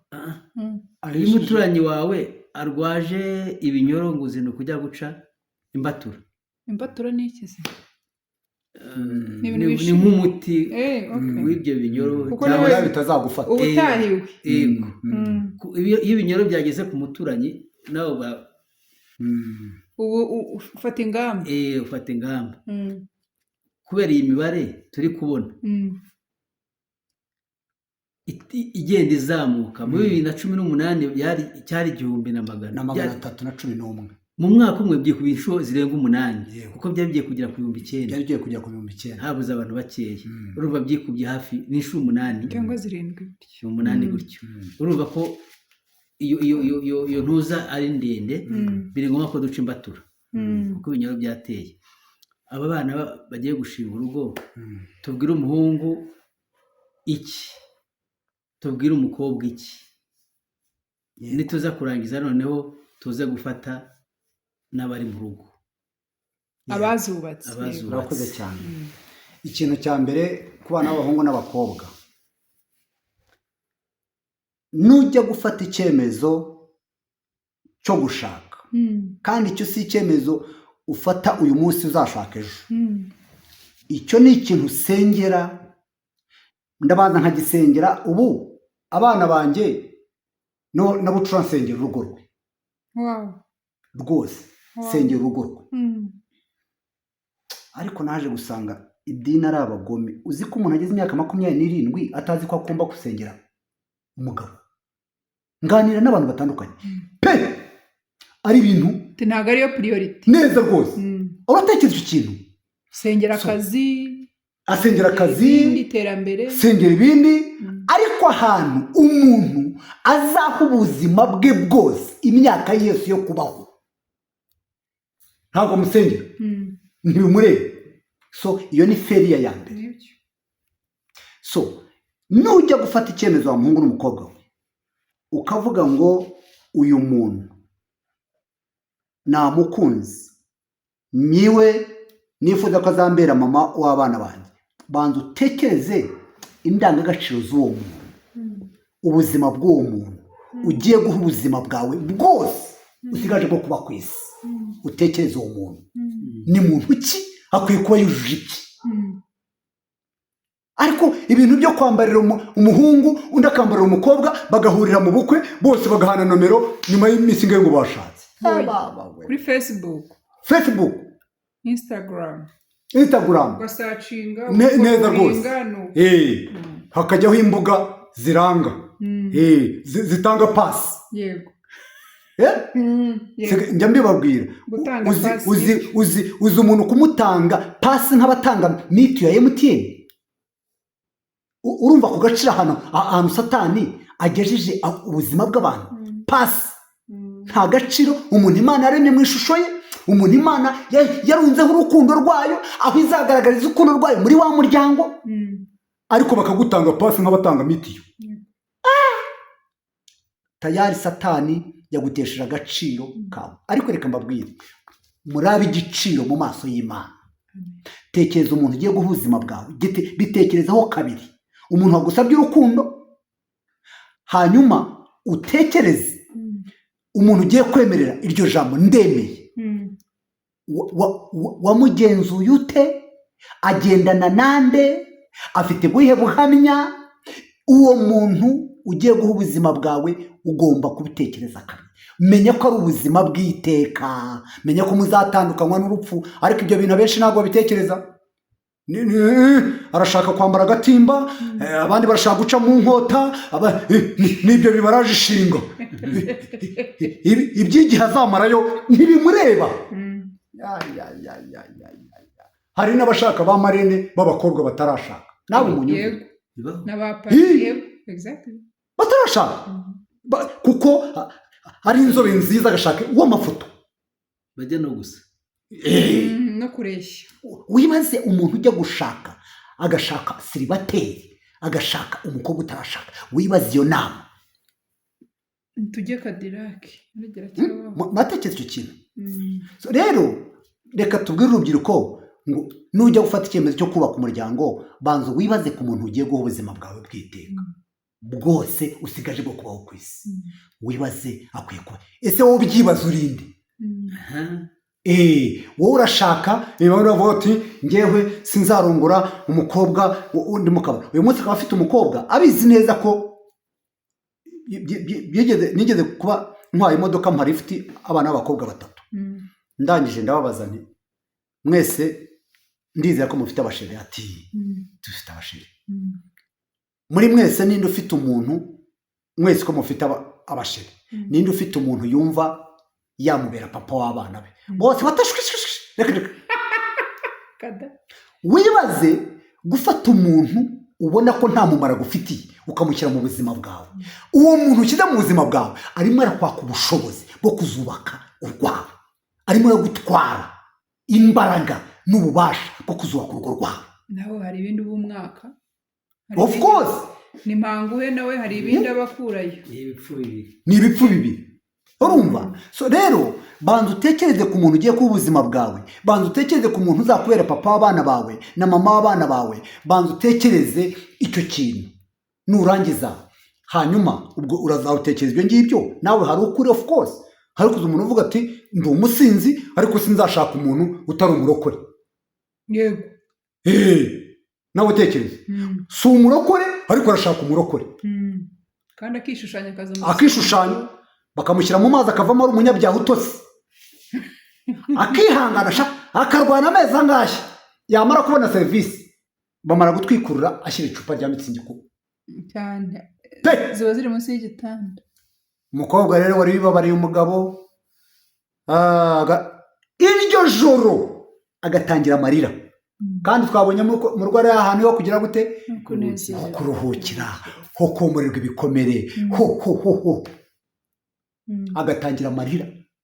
Umunsi wa mariage umbwire urwo rugo rufite iyihe garanti?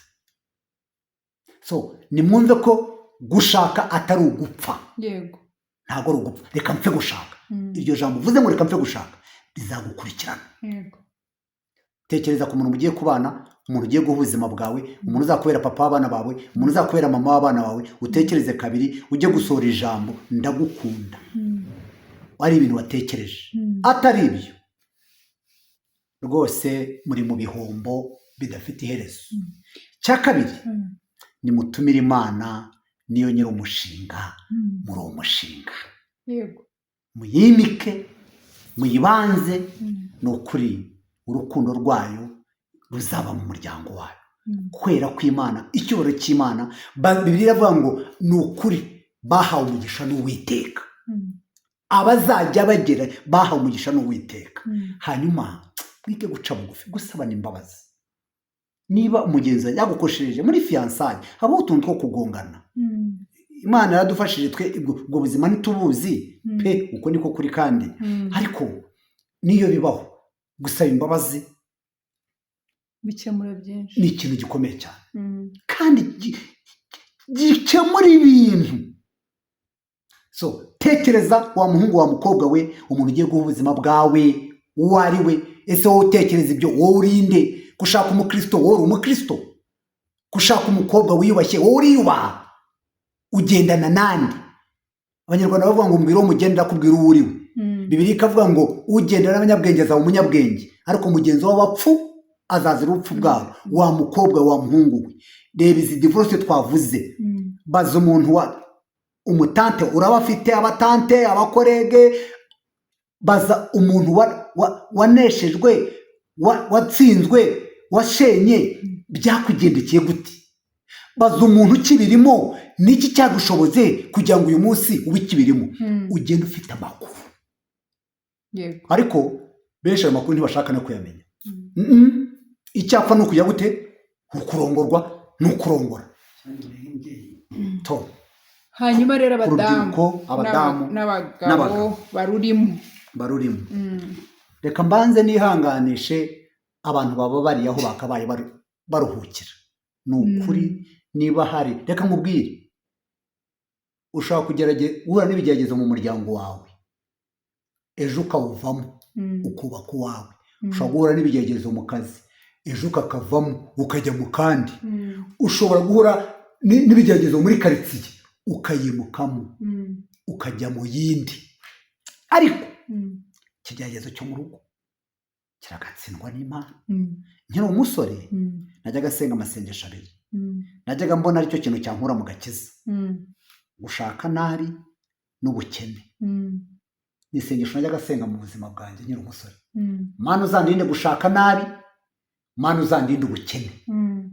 Kubera iki? Umutima ukennye uhorana amaganya. Umutima w'umugabo w'umugore washatse nabi utuzuye Kristo ngo ugire imbaraga zo kudomina agahinda, uhorana agahinda n'umubabaro. Bibiliya ivuga iki muri Luka ibice 21 mu murongo wa 30 nakangaye? Avuga ngo reka dusome umurongo mwumve imitima itabamo Imana. Luka 21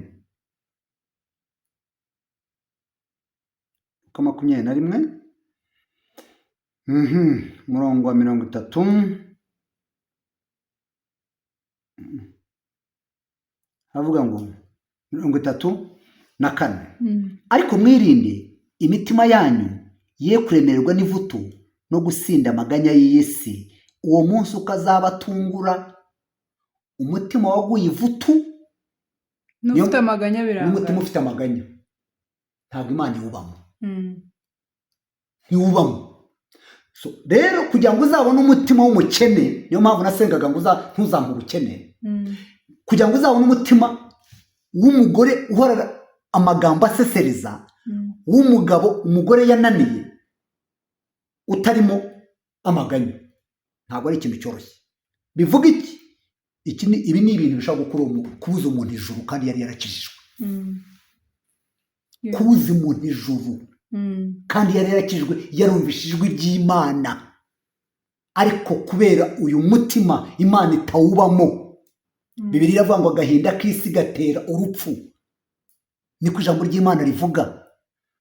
Agahinda tukwiye kugira nako mu mwuka, Bibiliya iravuga ngo gatera kwihana kuticuzwa.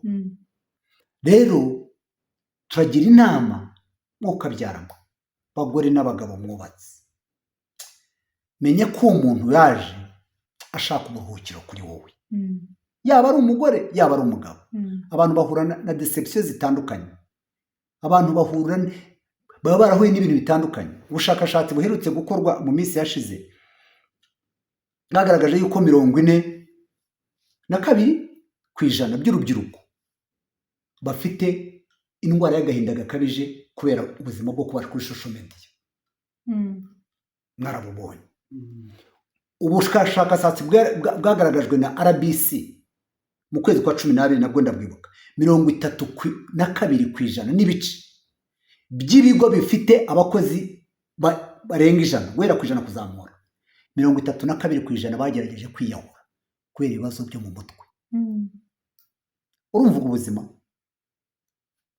ntabwo abo bantu bashatse kwiyahura kubera ko bashonje bari mu kazi. 60% byagaragaye ko basibye ku kazi batabwiye bashebuja. Byose ni bya bibazo byo mu rugo. Urumva ibibazo abantu bafite. Reka nongere mbabwire, abo bantu bose ku cyumweru ku isabato bari mu nsengero. Abo bantu bose hahandi nababwiye ngo mu rugo no mu gakiza, Yesaya 12 ngo mu mariba y'agakiza niho tuvoma ibyishimo byacu. Mu rugo Isaka arongora Rebeka amumara agahinda kose. Niba udashiriye agahinda mu rusengero, ntushire agahinda mu rugo, uri nyakwigendera, Imana igutabara. Zikaraciye akarongo. Kuko aho niho hantu umuntu ajya arushye akaruhuka. Safa urakoze cyane. Ariko ku bantu bashakanye gusabana imbabazi. Ikindi mugakemura ibibazo byanyu hirya aho abana batababona. Ibi bintu by'ubuzima bw'abana bakura ari ibyihebe, nuko ari ibintu babona iwabo hagakurana ubwo butima bw'ubwihebe. Nta muntu atinya kubera ko yabonye se ntacyo atinya, nyina ntacyo atinya, arabwira nyina 8 undi arabwira se 8. Ntabwo ari ubuzima.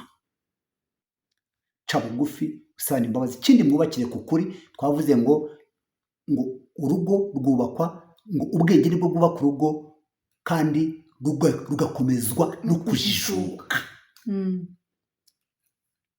Reka twubakire ku kuri, twubakire mu kubaha Imana, no kuri ingo zacu n'abana bacu. Urukundo rw'Imana, Imana izagaragara mu miryango yacu. Imana yo mu ijuru ibahe umugisha. Asante sana. Dusoza wenda sinzi Constantin nawe niba afite icyo ashaka kuvuga, ariko nshingiye wenda ku nsanganyamatsiko twari turiho tuganiraho, twibanze cyane ku gusenyuka kw'ingo. Gira icyo utubwira kuri divorce, kuko ari abo bakristo twakomeje cyane kubigarura tubiganisha ku ijambo ry'Imana, ari n'abatari abakristo, abubaha Imana n'abatayubaha, abayemera n'abatayemera. Divorce zirahari nyinshi. Divorce zirahari. Njyewe kera ngira ngo hari niba bwari ubujiji bwanjye cyangwa n'ubu, ntabwo njya nsobanukirwa ukuntu umuntu adivorsa ari umukristo cyangwa se umunyedini, simbizi, reka mvuge umukristo, akadivorsa ejo n'ubundi rya torero rikongera rikamusezeranya n'undi muntu. Nkavuga ese simbizi, ntabwo ibyaha nibyo twavugaga, sinjya mbihuza na Bibiliya ngo bize. Oya ntibinahura.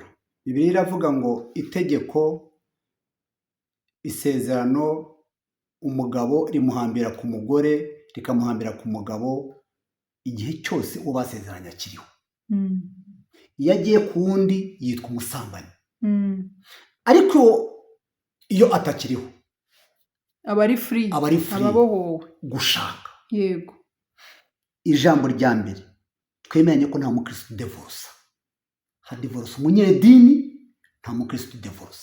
Mana yanjye, mbona n'abashumba bakajya kuri social media. Ariko abashumba ni ukuvuga iki? Ko twadivorushije. Abashumba ni ukuvuga iki? Njyewe reka nkubwire ari wowe ushobora kudivorce uri umunyedini wabanaga n'umukristo, kubera ko umunyedini yemerewe kudivorce, umupagani yemerewe kudivorce. Mu by'ukuri sosiyete uko imeze, rimwe na rimwe na wa mukristo utabigizemo uruhare, uwo mwambaro w'igisebo uzawambara. Ariko wowe uzi ukuri, yenda wabwiye umushumba wawe, yenda wabwiye umuryango, yenda wicaje marene na pare, wese wakoze icyo wagomba gukora. Urumva, wasabye imbabazi niba hari amakosa rwose. Yashatse no kukwica, yego, araguhusha. Urumva, rero yatwumva abagabo bisha abagore cyangwa abagore bisha abagabo. Yego cyane. Umukristo divorce kubera ko abana n'umupagani. Kuko hashobora kuzamo ibintu by'urupfu ugahunga. Yego. Kuko umuntu udatinya Imana muzima nta kintu atinya. Yego. Umuntu utubaha Imana cyokora ashobora kuba yararezwe neza muri wa muco wacu wa Kinyarwanda, akaba ari ingeso nziza. Yego. Kandi abo bangeso nziza barubaka pe, batari muri ayo madini. Kuko Bibiliya irabivuga mu Bakorinto ba mbere igice cya mbere umurongo wa 26, aravuga ngo muzirikane guhamagarwa kwanyu bene data, yuko ab'ubwenge bw'abantu bahamagaye atari benshi, n'abakomeye bahamagaye atari benshi, ngo ni imfura. Nashaka kuvuga iryo jambo ry'imfura. Hari abantu b'imfura. Yego. Ubupfura burubaka. Kandi batazi Yesu. Yego. Nubwo ku iherezo ry'ubuzima ntacyo bizamumarira, kuko ubupfura ntibwaguha ubugingo, ubupfura budafite Kristo ntacyo buzakumarira, ariko muri iyi si bufite umumaro. Yego. Ariko ubuze ubukristo wakubaka gute mu by'ukuri? Ntabwo bishoboka. Murakoze. Nshimiye abantu mubaye nk'abasoreza, naheze ko nza kubifata umwanya tukabivugaho nabyo, ariko mubikomojeho. Iyo abantu bakoze divorce, birashoboka ko umwe ari inzirakarengane. Yego. Ndashaka kugira ngo tugire ijambo ry'ihumure. Yego. Tubwire uriya muntu ntiyumve ko sosiyete yamutaye yamutaye ntiyumve ko imana yamutaye Ari igicibwa. ntiyumve ko tumubona kuko hari nk'aho ugera mwavuga kuri divorce waba uri kumwe n'umuntu wadivorushije ukabura mukomerekeje akagira shemu akagira isoni zikaza kandi akumva uramukomerekeje kandi nta ruhare yabigizemo ahubwo nawe si cyo ugambiriye agendana igikomere ku mutima cy'uko guhemukirwa yagize hanyuma akagendana ikintu kimeze nk'igitutsi yego ndagira ngo tugire ijambo ry'ihumure tumubwira yego yo kumva ko sosiyete yamutaye yo kumva ko agatebo ari kamwe bose tujugunya hamwe oya ni ukuri yego nagira ngo ugire amagambo yo kumuhumuriza mu by'ukuri abantu babana ari abantu babiri mu rugo ari umugore n'umugabo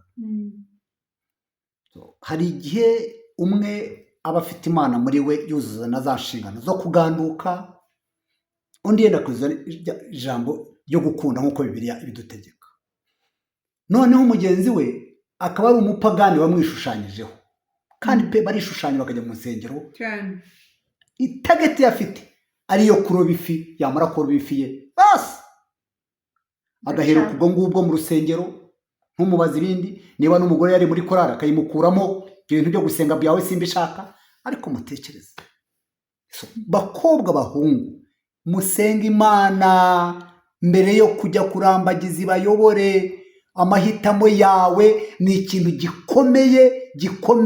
gikomeye uguhitamo kwawe rebesha amaso hari ibintu umuntu areba adashobora guhisha hari n'ibyo abantu bahisha abantu ni abahanga mu guhisha ariko mu by'ukuri sengera urugo kuko nta hantu ugiye gushyira ubuzima bwawe bw'iteka warugezemo umukristo nyawe amenya gusaba imbabazi ko aho yakosheje yewe niyo utakosheje kugira ngo uhoshe intambara mugenzi wawe arazamutse hari abantu bagira imijinya abantu bagira imijinya rwose bavoma hafi so rero niba umukozi yamennye igikombe nangwa ikirahure niba usanze ibintu muri salo ugasanga watombokiye umugore kandi mu by'ukuri yenda nawe muhuriye aho ngaho urumva umugore saba imbabazi rwose ko unagira gute unakora ibyo ngibyo rero hari abantu bihagararaho ni umukozi wamenye igikombe ibyo ngibyo oya guca bugufi urugo rwubakwa no guca bugufi rero weho byanze nta ruhare wabigizemo mu by'ukuri birumvikana yuko uragendana igisebo cy'aba abantu bananiwe ingo kandi ntacyo utakoze imana usenga irumva kandi ifite imbaraga n'ububasha yenda weho ushobora kuba za ngo ziri purive wihitiyemo imana ntiyaguhitiyemo senga imana niyo ifite igisubizo ikindi ntiwite ku magambo y'abantu bavuga ko abantu bo bazavuga ibintu byinshi hanze ariko weho uhamanya n'umutima wawe yuko nta ruhare wagize mu gusenyuka k'urugo rwawe akira imbaraga z'imana zinesha amagambo y'abantu utesha agaciro amagambo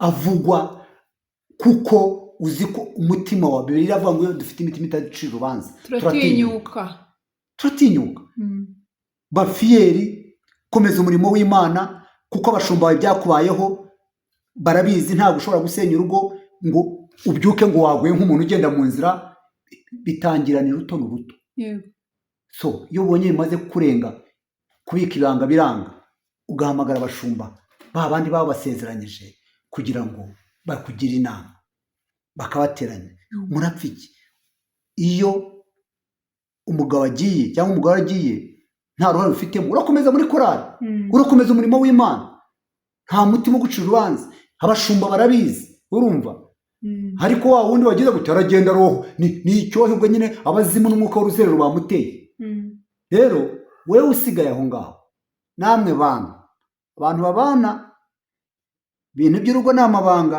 tuzajya twirinda guca imanza ariko mbabwiza ukuri nta mukristo abantu babiri bashakanye ari abakristo bakwiye gutana Bibiliya iravuga ngo wa wundi utizera nashaka agende ariko Bibiliya itubwira ku bana akaramata menya gusaba imbabazi, menya inshingano zawe, menya icyo mugenzi wawe akunda. Bibiliya iravuga ngo umugore w'umutima amenya imico yabo mu rugo rwe, amenya imico.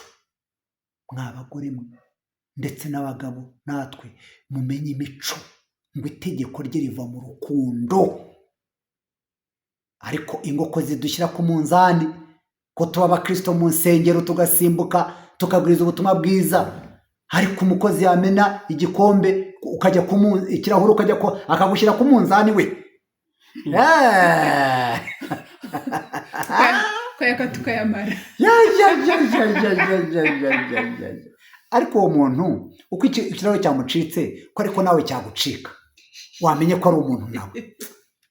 urakoze cyane, urakoze cyane. Icyo kibazo gishubije neza. Abantu bagize ibyago byo gukora divorce nta ruhare babigizemo, nibakomere kuko hari n'ababipuraningira. Ujya ugashaka umuntu wakoze imibare akagukocora kabisa. Turi kuvuga ba bandi byagwiririye, nta ruhare babigizemo. Aba bantu ni ukuri ingiza umutwaro wabo, nizajya nisenyera azajya mbasengera kandi barababaje kugira ngo Imana ibakomeze. Batabara. Ariko noneho ni ukuri Kristo ntiyifuza ko ari mu izimira. Ni ukuri ntabwo Kristo yifuza ko ari mu izimira. N'uyu nguyu wabaye ikigoryi ko nta ntama n'imwe izimira. Yego, n'uyu nguyu wabaye ikigoryi nawe ni uwa Kristo. Ese ubu Kristo we ntiyamugarukaho?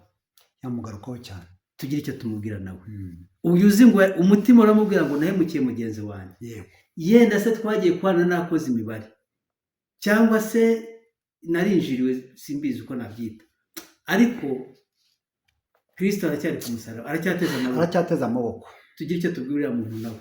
Ntabwo akiri ku musaraba Yesu. Yavuye ku musaraba ndabizi. Aracicaye ku ntebe y'imbabazi. Aracicaye ku ntebe y'imbabazi.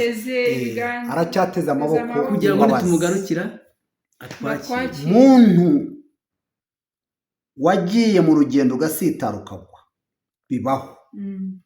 Ntabwo wasenya urugo ngo uhemukire uwo mwashakanye, uhemukire abana wabyaye utaraguye. Ntabwo bibaho, tubyemeranye. Rero Bibiliya iravuga ngo wa mwanzi wanjye w'inyishima hejuru, iyo nguye mbabyutse. Bibiliya ikavuga ngo imyaka twajijwe Imana yarayirengagije. Ibuka yuko imbabazi z'Imana ziri ku buzima bwawe ugifite amahirwe yo kuba ugihumeka. Satani atarakwibira muri ubwo buzima, uracyari umukandida w'ibyiza. Haleluya. Uracyari umukandida w'ibyiza. Imenya ko Kristo akicaye ku ntebe y'imbabazi. Garuka, umugore wawe aragukeneye, umugabo wawe aragukeneye, abana bawe. Urabona uko kumubwiriza kuri social media, mperutse kujya gusura umugore, nyine najyaga mbwiriza kuri social media, twahuriye kuri social media. Ngerayo nsanga umudamu mutoya afite abana 2, umugabo yaramutaye hashize imyaka 5. Bose bari mu idini rimwe. Ndangije namaze se basi reka yaragutaye. Ajya kubaza amakuru y'abana atashwe uko yakagiye. Wibaze ubwo bunyamaswa. Ariko abantu bagira imitima ikomeye Mana we. Imyaka 5 utazi amaraso yawe, umwana wawe akobaye. Nasanze ibyihebe Satani ko ari mu kazi kabisa. Ukuntu uryama umwaka ugashira uwundi ukaza utazi amakuru y'umwana wawe. Ariko n'ubundi abakuru bajya bavuga ngo nta mugabo ukunda abana, ngo akunda umugore abana bakaboneraho. Iyo yagiye rero yanze umugore n'abana bagendaniraho. Biteye ubwoba. Ariko reka nibutse abantu yuko uriya muntu mwabyaranye ni igihango. Reka nibutse abantu ko ari amaraso yawe. Ni ukuri Kristo aracyateza amaboko, ariko nutagaruka Satani akakwiba, abo bantu uzababazwa. Ntabwo Safa wenda ntaguciye mu ijambo uvuga ngo kubyara n'umuntu ni igihango, buriya nka baba Baritazari abantu bameze nka baba Baritazari urubabwira ngo abantu babyaranye nabo ni ibihango. Abantu bazabazwa byinshi. Ariko ubundi iyo tuvuga tuba tuvuga umugore n'umugabo babyaranye. basezeranye. Naho abigira imfizi za komine ni akazi kabo, bazabazwa. Abo bana wabyaye nk'inzoka ita amagi ku musozi igira ikazaturika umwana agacangara, ubyara uta nk'inzoka, uzababazwa. ariko nagaruke. Ariko Kristo arakicaye ku ntebe y'imbabazi, aracyateze amaboko. Ni ukuri ngwino, saba uwo mwashakanye imbabazi. Yarababaye, yararize, ariko nawe wa umuntu ukiri mu rusengero Satani atibye ngo mukure mu rusengero, nawe aracyafite umutima w'imbabazi, nawe yakubabarira. Ntabwo yareka kukubabarira papa w'abana be, ntabwo yareka kukubabarira mama w'abana be. Ntabwo bishoboka. Ni ukuri ntabwo bishoboka. Rero reka dusoze tuvuga ngo Kristo arakicaye ku ntebe y'imbabazi. Abana bawe baragukeneye, umugore waragukeneye, umugabo aragukeneye. Uyu munsi umugore ahaguruka mu bana 5 akabata akagenda. Turavuga guta cyane abagabo ko aribo batingo, ariko barahari. Agata abana 5 akajya gushaka undi mugabo, afite umugabo umushuka. Watekereza icyo kintu ariko mwumva izo mbaraga z'umwijima ubundi ku mubyeyi ntabwo byabagaho. Umumama ntabwo byabagaho. Ubundi umumama yapfiraga abana, yabapfiragamo. Ariko uyu munsi ananira umugabo neza pe, abazima bakamutema abana 5, abasore n'inkumi bari za segonderi n'abari muri university, umuntu akagenda. Satani arakora. Ntabwo Satani areba bari abantu babiri, arareba iyo generation, kuko uwo muntu wagiye atyo nta mbaraga ashobora kubona zo kwicaza umwana ngo muhanure, ntazo yabona. amubwira iki? Perezida niwe yigeze kuvuga ijambo rikomeye, aravuga ngo nta munyabyaha ugira imbaraga. Imbaraga zo kubwira umwana, nta mbaraga zo kubwira umwana ngo ntugakore ibi, ntazo ashobora kubona. yabwira abandi batamuzi, yabwira abandi batamuzi byo gushushanya nk'uko abirirwa bashushanya.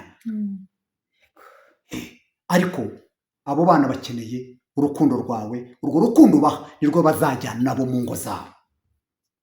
Ariko ubu twabahaye bazajyana uruheze. Niyo mpamvu abantu benshi bagenda ari amavide nyine ntacyo afite. Murakoze cyane, Imana ibamugishe. amen.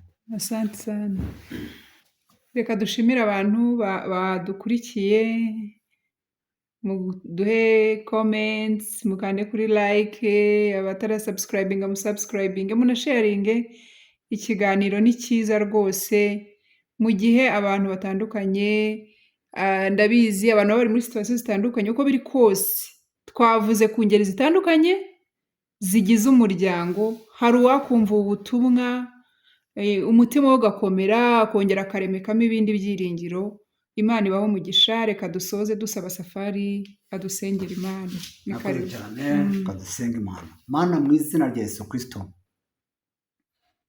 wuzuye ubuntu, imbabazi n'urukundo bitagira akagero mwana. Twavugaga ku muryango. Mu muryango niho ugaragariza urukundo rwawe. Umugore n'umugabo ngo barimye mu ishusho yawe. Mu muryango niho hari ubuturo bw'Imana. Bibiliya iravuga ngo kugira ngo n'urubyaro ruzabakomokaho ruzaba urubyaro rwubaha Imana. Turagutumiye mu miryango yacu Imana. Turagutumiye mu miryango yacu. Turagutumiye mu muryango nyarwanda. Uzu tubere fondasiyo y'imiryango yacu. Mu izina rya Yesu Kristo, tukwereka abafite ibikomere bahuriye nabyo mu rushako. Uri Imana yomora, uri Imana igarura imitima. Garura imitima y'abo bagore, garura imitima y'abo bagabo, garura iyo mitima Mwami Imana. Garura iyo mitima, urukundo rwawe abana babo bararukeneye Mwana. Abo bana nibo bayobozi b'igihugu b'ejo. Abo bana nibo bayobozi b'imiryango. Abo bana nibo bayobozi b'itorero. Mu izina rya Yesu Kristo turasenya imbaraga z'ubwami bw'umwijima zihagurukiye gusenya umuryango.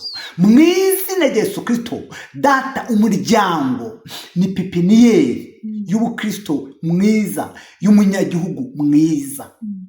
Turakwinginze kugira ngo ugaruke ku muryango. Mu izina rya Yesu Kristo, umwuka wa gatanya, umwuka wa divorce muri iki gihugu cy'u Rwanda, turasenya izo mbaraga. Umwuka wo kudaca bugufi hagati y'abashakanye, umwuka wo kudaca bugufi hagati y'abasore n'inkumi, izo mbaraga turananiza gukora kwazo muri sosiyete nyarwanda. Dutumiye Imana Data, Umwana n'Umwuka Wera kugira ngo baze babane natwe mu miryango yacu. Izina ryawe rihabwa icyubahiro. Uwo muri imitima yakomerekeye mu rushako, ngwino guhuka mu muryango nyarwanda, kuko ari we buye rikomeza. Mwami Imana, Uwiteka utubatse, umwubatsi yubakira ubusa. Turagushimye ko Imana yumva gusenga, ni mu izina rya Yesu Kristo mbisabye nizeye, amen. Shalom, shalom. Haleluya.